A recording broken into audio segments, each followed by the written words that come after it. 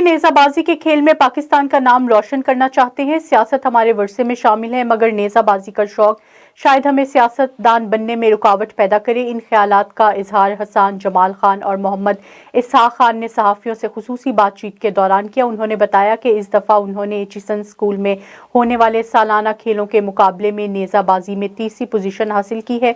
उन्होंने कहा कि हम चाहते हैं कि हम मुस्तकबिल में पाकिस्तान के लिए खेल कर पाकिस्तान का नाम रोशन करें। हमें पढ़ाई के साथ खेलों के लिए अपने वालिदैन की मुकम्मल सपोर्ट हासिल है और इंशाअल्लाह हम एक दिन पाकिस्तान के लिए इंटरनेशनल मुकाबलों में ज़रूर हिस्सा लेंगे।